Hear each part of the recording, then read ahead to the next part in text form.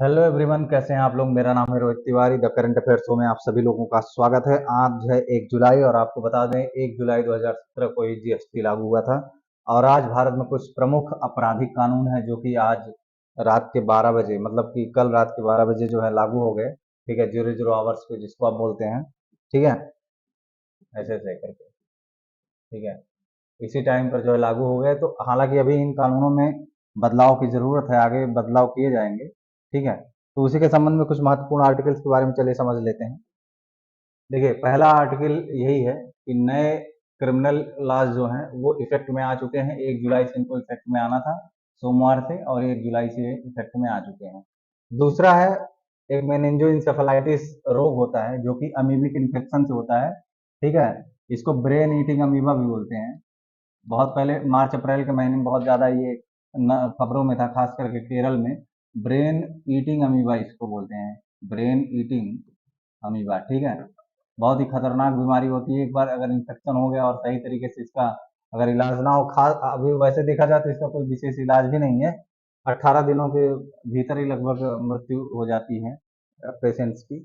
भारत में लगभग 641 फना स्पीसीज और 339 टैक्सा, मतलब उनका जितना भी क्लासिफिकेशन है, ऐसे जो है प्लांट्स को खोजा गया है 2023 में। मोदी ने, अगला आर्टिकल जो है उसमें बताया जा रहा है कि मोदी जो है उन्होंने वेंकैया नायडू के ऊपर लिखी कुछ किताबों पर जो है उन्होंने उसका विमोचन किया, उसको रिलीज किया। और उन्होंने कहा कि वेंकैया नायडू जी जो है हमारे लिए एक इंस्पिरेशन है। ठीक है, उसके बाद का है कि मोदी का विजिट जो है वो रूस में उनका विजिट होने वाला है। उस बारे में भी जो है बातचीत की गई है कि किस तरीके से अब तक, थोड़े टाइम पहले हमको लग रहा था कि भारत और रूस के जो रिलेशन है, उनके जो संबंध है, उसमें कुछ डिस्टरबेंस आ सकता है। लेकिन जे अगर मोदी जी का विजिट ठीक ठाक रहा और जो भी वहां पर समझौते किए जा रहे हैं, अगर वो समझौते सफल हो गए, तो हम ये फिर से बोल सकते हैं कि रूस जो है हमारा एक सबसे बड़ा एराई है। ठीक है, और इसके बाद लास्ट आर्टिकल जो है उसमें बताया गया है कि क्या एजुकेशन या शिक्षा को वापस से स्टेट लिस्ट में लाया जाए। ठीक है, should education be brought back to the state list. ठीक है, तो चलिए पहले आर्टिकल की तरफ बढ़ते हैं। नए क्रिमिनल कानून जो कि 1 जुलाई से लागू हो गए हैं, इसमें कुछ बहुत महत्वपूर्ण आर्टिकल्स हैं, कुछ बहुत महत्वपूर्ण बदलाव हैं। ठीक है, इसमें जीरो एफआईआर की बात की गई है। जीरो एफआईआर का मतलब होता है कि इसमें ये नहीं देखना है कि आप जिस थाने में जा रहे हैं रिपोर्ट लिखवाने एफआईआर, वो आपके जुरिस्डिक्शन में है कि नहीं, या मतलब वो उस थाने में आता है कि नहीं। कोई भी घटना घट रही है, वो उस थाने में आ रहे है कि नहीं रहे, इससे कोई मतलब नहीं है। आप किसी भी थाने में जाकर के रिपोर्ट लिखवा सकते हैं, उसी को हम बोलते हैं जीरो एफआईआर। ठीक है, दूसरी चीज, ऑनलाइन जो है ऑनलाइन रजिस्ट्रेशन होगा। ठीक है, और एक पर्सन जो है वो जो एक्सीडेंट वगैरह होते हैं या जो भी इंसिडेंट, जो भी घटना घटती है, उसको इलेक्ट्रॉनिक डिवाइस से, कम्युनिकेशन के माध्यम से उसको रिकॉर्ड कर सकता है और उसको कोर्ट में प्रूफ भी पेश भी किया जा सकता है। इसका मतलब पहले क्या होता था, पहले जो ये इलेक्ट्रॉनिक एविडेंसेस हैं उनको माना नहीं जाता था। ठीक है, एक बड़ी दिक्कत ये थी कि इलेक्ट्रॉनिक एविडेंस जो है वो उनको पहले माना नहीं जाता था, लेकिन अभी जो है उसको मान लिया गया, उसको ये बोल दिया गया कि अब इलेक्ट्रॉनिक एविडेंस जो है उनको स्वीकार किया जाएगा। ठीक है, और अगला है, judgement in criminal cases has to come within 45 days. जितने भी क्रिमिनल केस है उनका जो जजमेंट है वो 45 दिनों के भीतर, और खास करके 45 दिनों के भीतर मिल जाएगा। और कंप्लीशन ऑफ ट्रायल, उनका जो ट्रायल है वो भी 45 दिन के भीतर जो है समाप्त हो।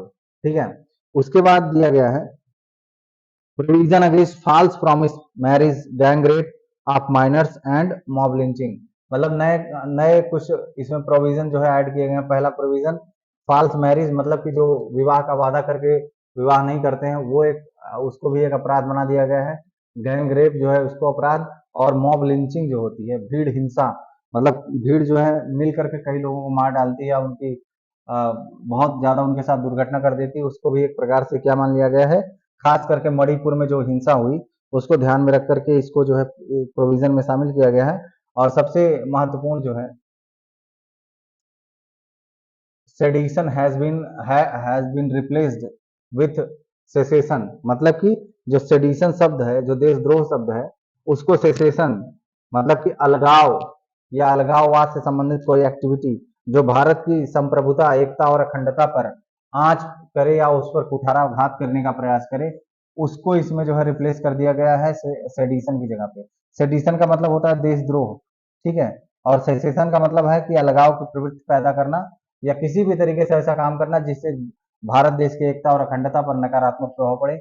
और एक और चीज है डेथ सेंटेंस या लाइफ इम्प्रिजनमेंट गैंग रेप पर। जैसे अगर किसी माइनर बच्ची का गैंग रेप होता है, या बच्ची का नहीं किसी का भी हो, तो उसमें जो है डेथ सेंटेंस और लाइफ इम्प्रिजनमेंट का जो है प्रावधान किया गया है। ये तो पूरा आर्टिकल जो है इसके बारे में बताया गया है कि किस तरीके से इसको पूरा किया जाएगा। और दूसरा इस आर्टिकल में भी बोला गया है कि जितने भी नॉन बीजेपी पार्टीज हैं जो कि स्टेट में गवर्नमेंट है, वो इस पूरे कानून का जो है कहीं ना कहीं विरोध कर रही हैं, ठीक है, जिसको हम बोलते हैं 3 प्रकार के कानून है। एक तो है बीएनएस, भारतीय न्याय संहिता, दूसरा है भारतीय नागरिक सुरक्षा संहिता, और तीसरा है भारतीय साक्ष्य। अब इनको अगर हम देखें तो जो बीएनएस है, ठीक है, जो बीएनएस है उसको आईपीसी की जगह रिप्लेस किया गया है। बीएनएसएस जो है इसको सीआरपीसी की जगह पर रिप्लेस किया गया है, ठीक है। और और जो है तीसरा जो आर्टिकल है ये भारतीय साक्ष्य करके है, ठीक है, भारतीय साक्ष्य, भारतीय साक्ष्य जो है उसको रिप्लेस किया गया है इंडियन एविडेंस एक्ट की जगह पे, ठीक है, इंडियन एविडेंस एक्ट। हालांकि ये भी बताया गया है कि अभी ये सारे कानून जो है ये पुराने कानून चलते रहेंगे। क्यों चलते रहेंगे? इसलिए चलते रहेंगे क्योंकि बहुत सारे केसेस जो हैं अभी आईपीसी और सीआरपीसी के आधार पर ही कोर्ट में पेंडिंग है। तो वो केसेस जब तक कंप्लीट नहीं हो जाते तब तक जो है सीआरपीसी आईपीसी जो है ये चलती रहेगी, ठीक है, मतलब पैरेलल चलेगी। ये सवाल पूछा जा सकता है कि क्या बीएनएस और बीएनएसएस लागू होने के बाद आईपीसी या सीआरपीसी समाप्त हो जाएगी? नहीं, अभी समाप्त नहीं होगी, अभी ये उसी के पैरेलल चलती रहेगी, ठीक है। इंडियन पिनल कोड जो कि 1860 में आया था उसको रिप्लेस कर रहा है भारतीय न्याय संहिता, ठीक है। और इसको बाद में जो है संशोधित किया जाएगा क्योंकि इसमें जो कानून है उसमें अभी बहुत सारे बदलाव होने हैं। जैसे कि आदमी मतलब पुरुष और ट्रांसजेंडर के खिलाफ अगर कोई सेक्सुअल क्राइम होता है, कोई लैंगिक अपराध होता है, तो उसको भी शामिल किया जाना चाहिए जो है हमारे कानूनों में। तो उसको शामिल करने के लिए संशोधन की जरूरत है, ठीक है।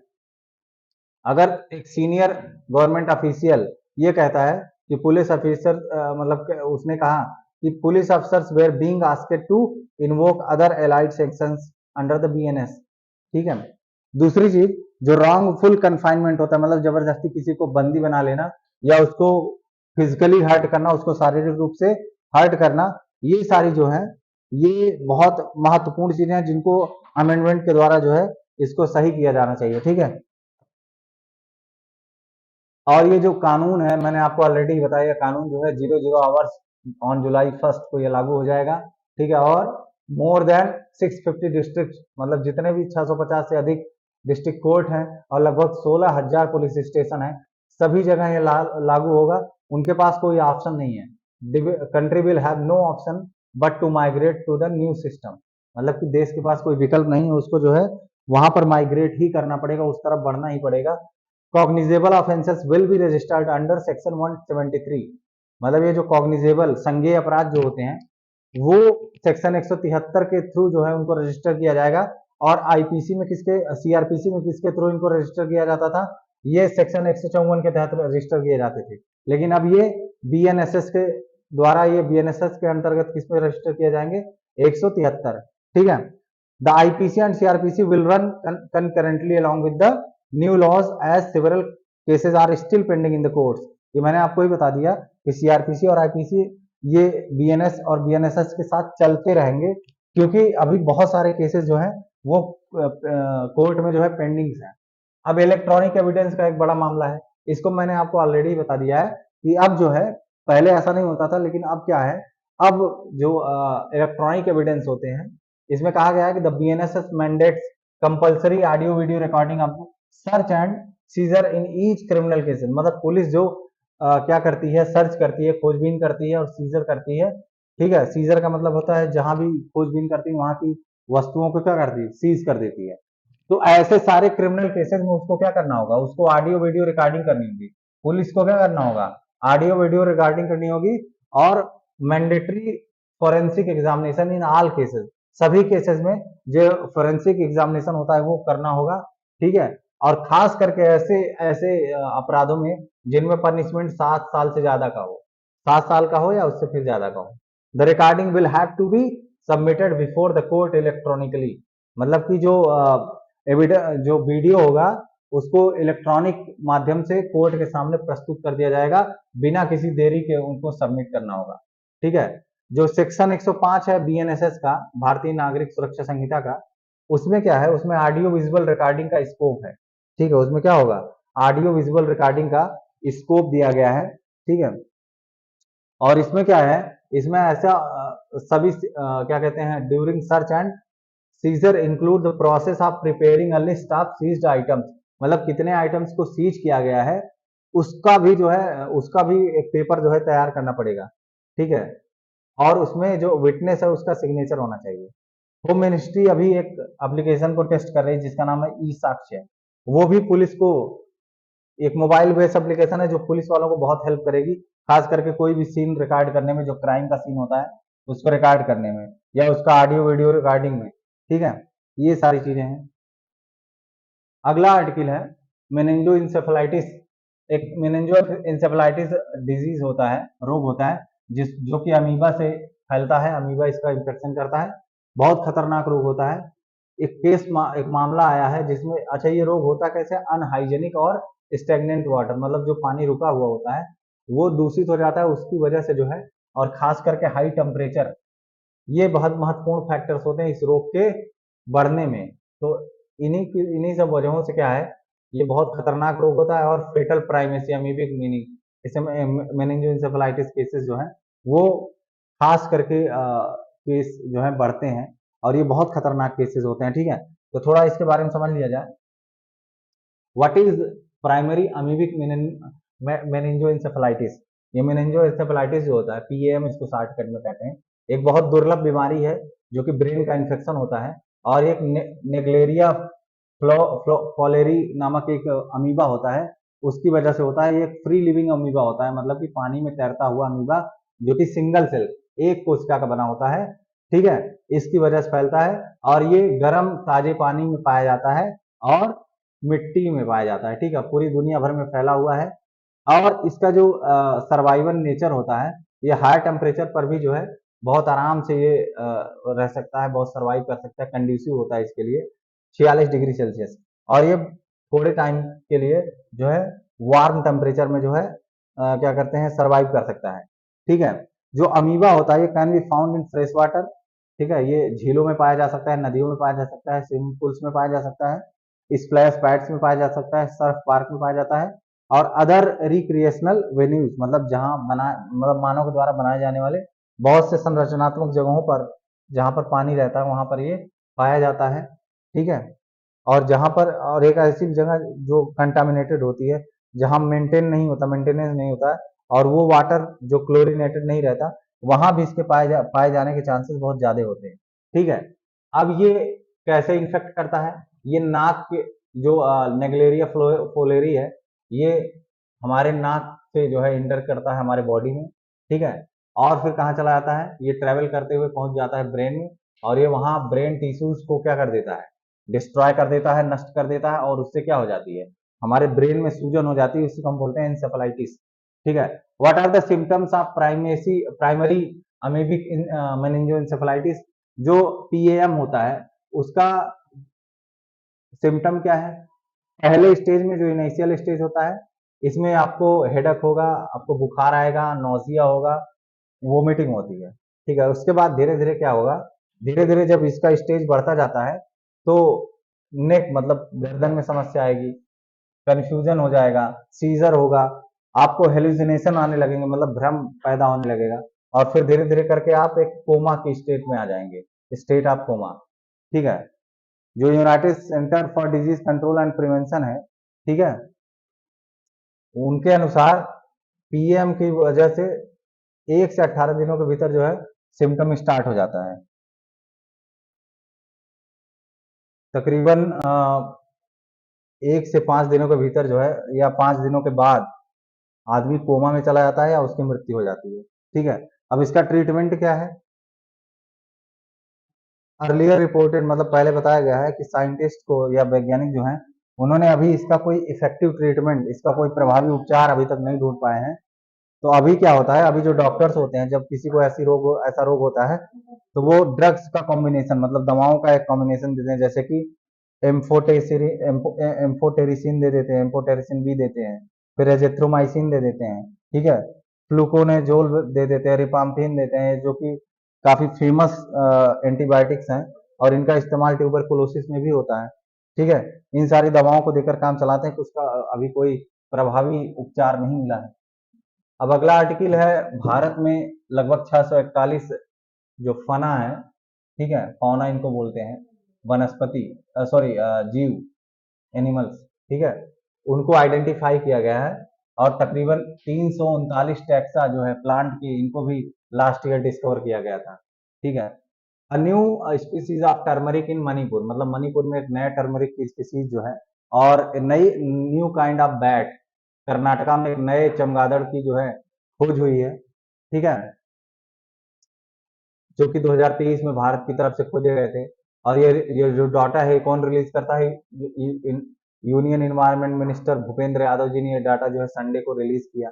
और लगभग 641 स्पीसीज जो है, जिसमें से 442 तो बिल्कुल भी नई स्पीसीज है, मतलब विज्ञान के लिए एकदम नई, और 199 जो है वो भारत के लिए जो है नई रिकॉर्ड की गई है। और ये हमारे इंडियन फाना में 2023 में ऐड कर दी गई है।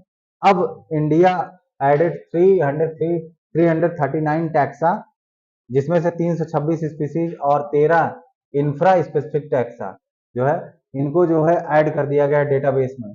ठीक है, लगभग 171 टैक्सा आर न्यू, मतलब कि जो 171 171 टैक्सा है, ये बिल्कुल नया है विज्ञान के लिए, मतलब इनका अभी खोज हुआ है, पूरी दुनिया में अभी तक ये कहीं पाई नहीं गई थी।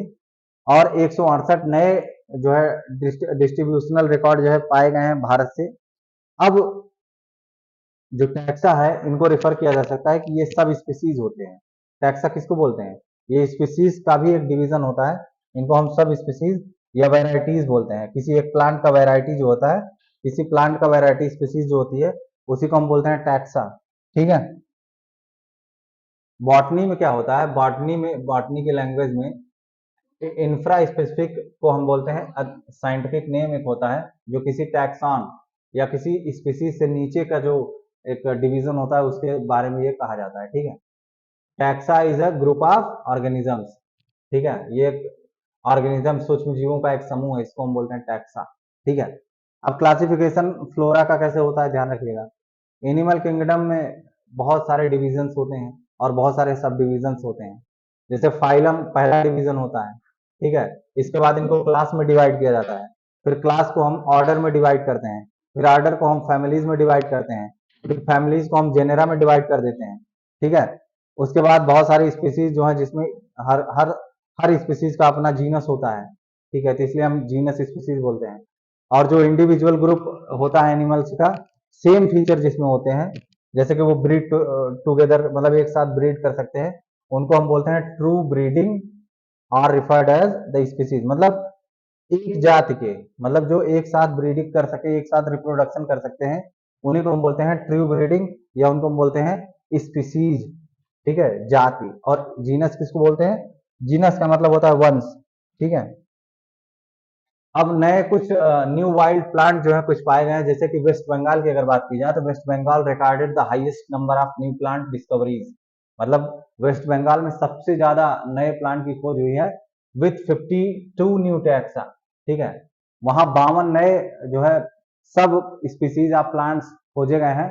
उसके बाद केरल में खोजा गया, फिर उत्तराखंड में। ठीक है, new discoveries include wild relative, मतलब जंगली जंगली प्रजातियों से संबंधित बहुत सारे पौधों को खोजा गया है, खास करके potential horticulture, agricultural and medicinal and ornamental plants, मतलब ऐसे ऐसे प्लांट खोजे गए जो हॉर्टिकल्चर में जिनका यूज किया जाता है, कृषि के लिए और दवाओं के लिए और सजाने के लिए। बहुत सारे ऐसे प्लांट्स होते हैं जो सजाने के लिए यूज किए जाते हैं। तो इन सारे प्लांट्स को जो है खोजा गया है। ठीक है, और इनको कहाँ रखा गया है? Plan discoveries 2023। मैंने बताया जैसे कि प्लान डिस्कवरी 2023 जो कि एनुअल पब्लिकेशन होता है, मतलब एक वार्षिक पब्लिकेशन होता है किसका, बोटेनिकल सर्वे ऑफ इंडिया, उसी में इन सारी चीजों के बारे में बताया गया है। ठीक है, अब कुछ भारत में प्रमुख हॉटस्पॉट रीजन्स है, जैसे कि वेस्टर्न घाट है, मतलब कि वहाँ बायोडाइवर्सिटी बहुत ज्यादा होती है और उनको संरक्षित करने की आवश्यकता होती है, जैसे वेस्टर्न घाट हो गया, नॉर्थ ईस्टर्न रीजन्स हो गए। ठीक है, वहां पर पूरे जितनी भी खोजें हुई हैं उसका लगभग 14% डिस्कवरी वहीं से हुई है। ठीक है, ये सारी चीजें जो है कही गई हैं। अब जूलॉजिकल सर्वे ऑफ इंडिया के बारे में थोड़ा समझ लीजिए। जूलॉजिकल सर्वे ऑफ इंडिया जो है एक सबऑर्डिनेट ऑर्गेनाइजेशन है ministry of environment and forest, मतलब पर्यावरण और जंगल वो फॉरेस्ट मिनिस्ट्री जो है उसी के अंडर में आता है और इसको 1916 में स्थापित किया गया था। ये एक राष्ट्रीय सेंटर है, नेशनल सेंटर है, किसके लिए, फॉरेस्टिक सर्वे, मतलब कि एनिमल्स का सर्वे करती है, या इसको आप बोलते हैं जूलॉजिकल सर्वे, इसीलिए इसका नाम पड़ा हुआ है। ठीक है, और एक्सप्लोर करती है उनके रिसोर्सेज के बारे में, और इनमें जो है advancement of knowledge on the exceptionally rich faunal diversity of the country, मतलब कहाँ कहाँ पर भारत में जो फाउनल डाइवर्सिटी है उसके बारे में भी ये खोज करती है। इसका जो हेडक्वार्टर है कहाँ है, इसका हेडक्वार्टर कोलकाता में है और इसके 16 रीजनल स्टेशन हैं। ठीक है, जो कि अलग अलग जियोग्राफिक लोकेशन में पाए गए हैं। ठीक है, मोदी ने कुछ मिस्टर वेंकैया नायडू की कुछ किताबों को जो है रिलीज किया गया है, जिसके बारे में आप समझिएगा। उन्होंने ये भी कहा है कि जो वेंकैया नायडू जी हैं वो हमारे भारतीय लोगों के लिए एक इंस्पिरेशन है। ठीक है, तो उनकी किताबों के बारे में समझ लीजिए। पहली किताब तो है Venkaiah Naidu life in service. ठीक है, एक बायोग्राफी है और किसके द्वारा लिखी गई है, रेजिडेंट एडिटर है द हिंदू के हैदराबाद के एडिशन के एस नागेश कुमार के द्वारा लिखी गई है।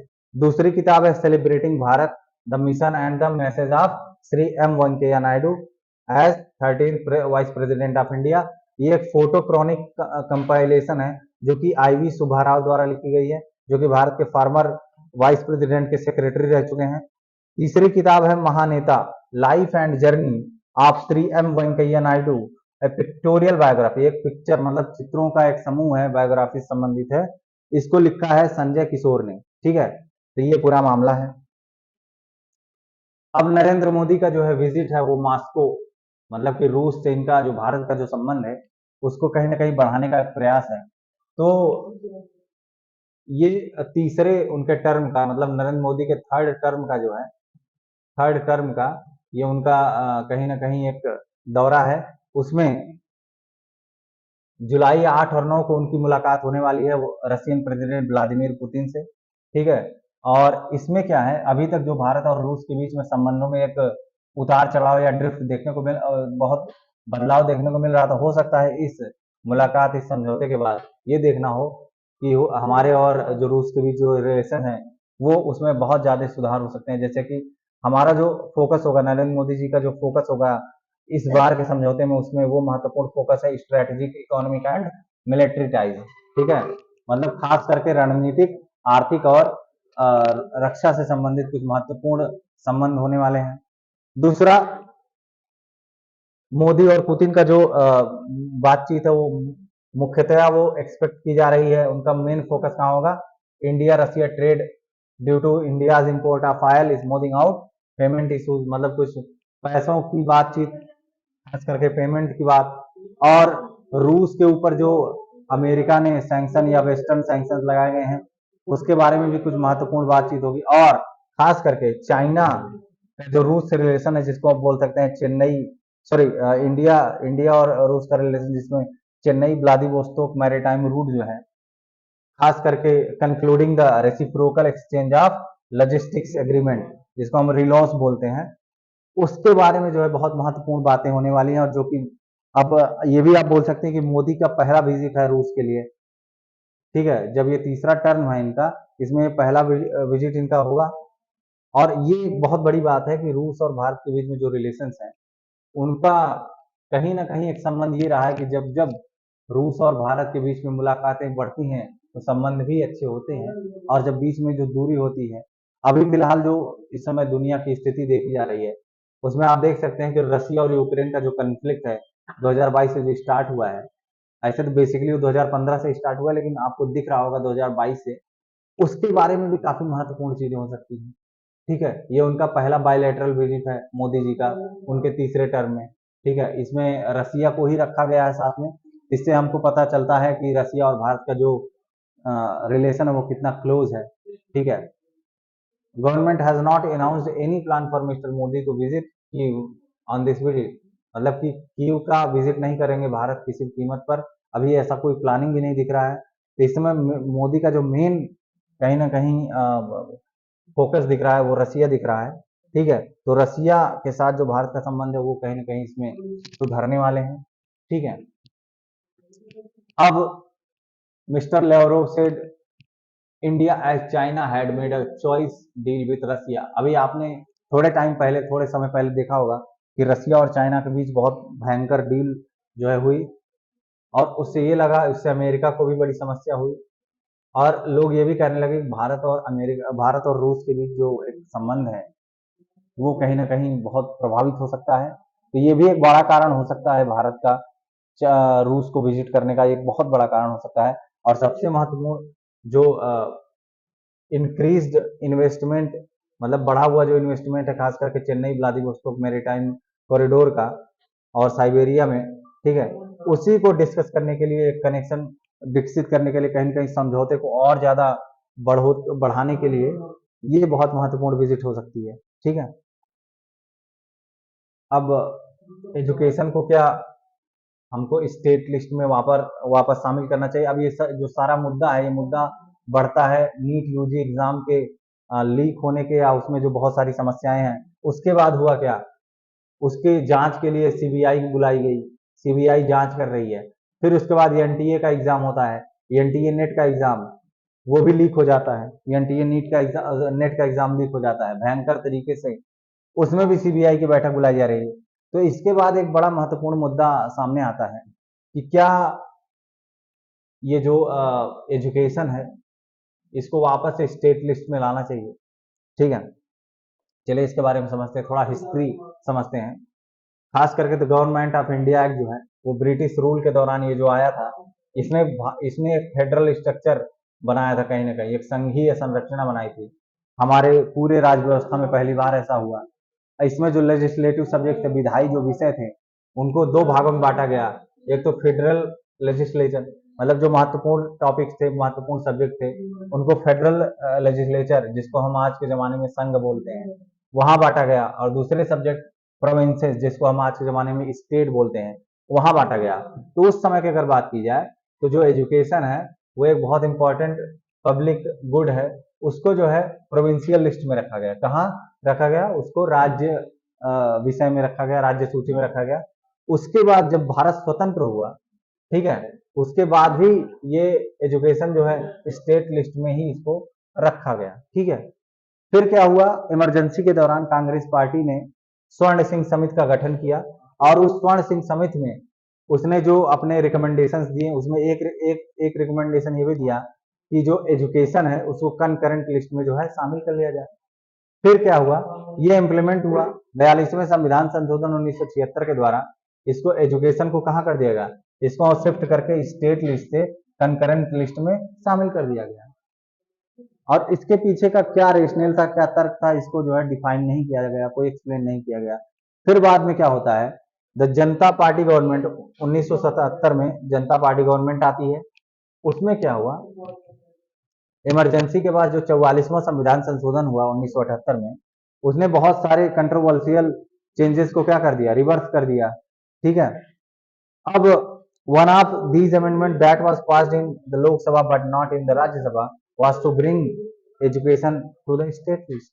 मतलब एक प्रयास ये भी किया गया था कि जो कंकरेंट लिस्ट या समवर्ती सूची में शिक्षा को शामिल कर दिया गया था, खास करके कांग्रेस सरकार के द्वारा, उसको वापस से राज्य सूची में लाने का प्रयास किया गया, परंतु वह प्रयास असफल रहा, क्योंकि लोकसभा में वो कानून पास हो गया परंतु राज्यसभा में वो कानून पास नहीं हो सका।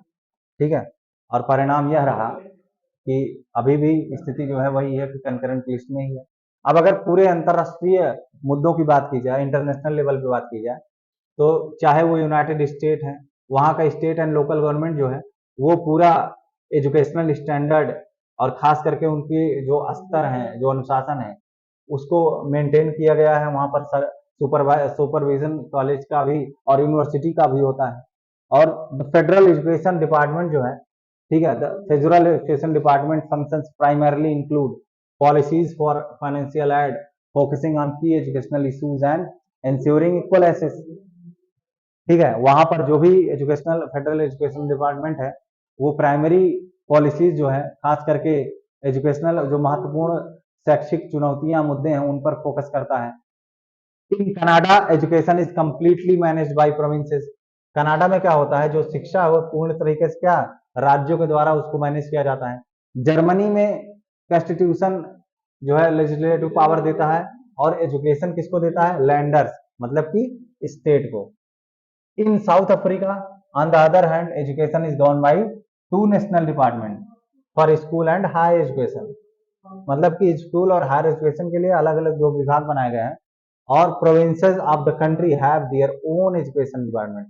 वहाँ के जो भी राज्य हैं, जो भी वहाँ के प्रांत हैं, उनका अपना अलग एजुकेशन डिपार्टमेंट है। ठीक है, ये पूरा जो है मुद्दा है। अब आगे क्या किया जा सकता है, हमारे देश में फिलहाल तो एजुकेशन जो है कंकरेंट लिस्ट में है।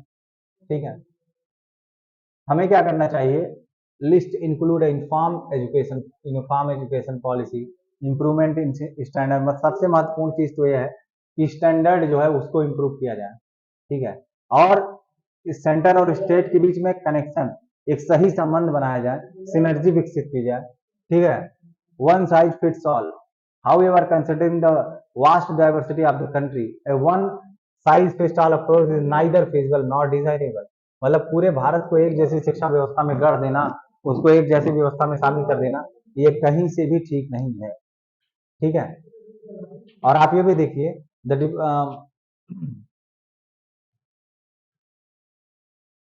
Further as per the report on analysis of budget expenditure on education. मतलब एजुकेशन पे जो बजट एक्सपेंडिचर है जो कि मिनिस्ट्री ऑफ एजुकेशन द्वारा 2022 में तैयार किया गया, उसमें से जो टोटल रेवेन्यू एक्सपेंडिचर था वो मतलब जितना भी टोटल एक्सपेंडिचर किया गया रेवेन्यू एक्सपेंडिचर एजुकेशन में, उसकी अगर स्थिति देखें, ठीक है, तो उसमें हमारे देश में जो डिपार्टमेंट है एजुकेशन का 6.25 लाख करोड़ जो है तैयार हुआ। ठीक है, जिसमें से 15% सेंटर के द्वारा और 85% स्टेट के द्वारा खर्च किया जाता है। Even if expenditure by all other department on education and training are considered, the share works out to 24% 76% respectively. ठीक है, आर्गुमेंट जो है against the restoring education to state list include corruption coupled with lack of professionalism. राज्यों के साथ यही समस्या है, वहां पर प्रोफेशनलिज्म की बहुत बड़ी समस्या है। लेकिन अभी हाल ही में जो नीट और एनटीए संबंधित इश्यूज हैं, उससे क्या पता चल रहा है, इससे पता चल रहा है कि centralisation does not necessarily mean that these issue would vanish. मतलब किसी भी चीज का केंद्रीकरण ये नहीं प्रूव करता है कि हाँ वो जो इश्यूज जो हैं वो रिजॉल्व हो जाएंगे। ठीक है, ये पूरा आपका मामला है। तो आज के लिए बस इतना ही। बहुत बहुत शुक्रिया हमसे जुड़ने के लिए। उम्मीद करता हूँ आपको ये आर्टिकल जो है समझ में आया होगा, पसंद आया होगा। ठीक है, आगे ऐसे ही आप लोग यूपीपीएससी की तैयारी करते रहिए, क्योंकि करंट अफेयर आपके लिए बहुत महत्वपूर्ण है। तो आज के लिए बहुत बहुत शुक्रिया आपका। Thank you very much.